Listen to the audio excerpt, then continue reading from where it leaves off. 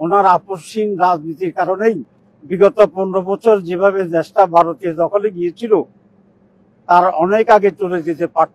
হার্টে একটা ব্লক ছিল, আমি একটা বক্তৃতায় ছিলাম, সেখান থেকে শেষ করে আসার পরে হাতে ব্যথা হলো কুমিল্লা। সরাসরি রাতে আমি এখানে আসছি। এখানকার কর্তৃপক্ষ অত্যন্ত আন্তরিকতার সাথে, যোগ্যতার সাথে এবং দ্রুততার সাথে আমার চিকিৎসার ব্যবস্থা করেছে। আপনারা জানেন যে বিশ্ববিখ্যাত আমাদের কার্ডিওলজিস্ট মমিনুজ্জামান সাহেব, উনি এটা করেছেন, তার টিম সহ, ডাক্তার মনি সহ। এবং আমার ব্লকটা ছিল পাথরের মতোই শক্ত, এটা স্বাভাবিকভাবে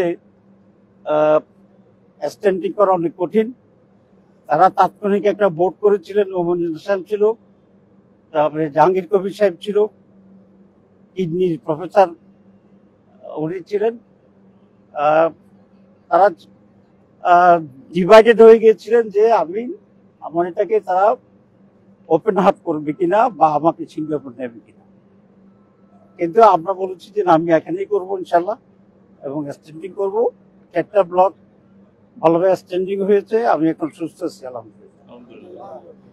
আমি আজকে অত্যন্ত বেদনার সাথে, উৎকণ্ঠার সাথে, আবেগের সাথে বাংলাদেশের সকল মানুষের প্রিয় নেত্রী বেগম খালেদা জিয়ার এই অবস্থায় আল্লাহর কাছে তার সুস্থতা কামনা করছি।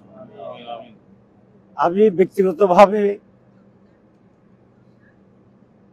এই সাক্ষী দিতে পারি, বেগম জিয়া একান্তভাবে একজন দেশপ্রেমিক নেত্রী ছিলেন, গণতান্ত্রিক নেত্রী ছিলেন।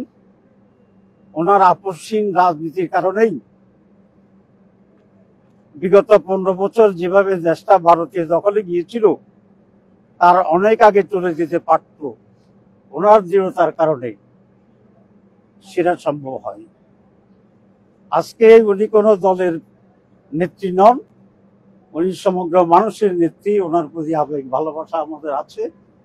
আমি ব্যক্তিগতভাবে আমার গভীর শ্রদ্ধা জানাচ্ছি, আরোগ্য কামনা করছি। বাংলাদেশ জামাত ইসলামীর পক্ষ থেকে ইতিমধ্যেই আমরা অনেক প্রোগ্রাম নিয়েছি। আমি আবারও জামাতের পক্ষ থেকে আল্লাহর কাছে ওনার সুস্থতা কামনা করছি। আজকে দেশের এই অবস্থাতে জাতীয় রাজনীতি এবং আগামী নির্বাচনের ব্যাপারে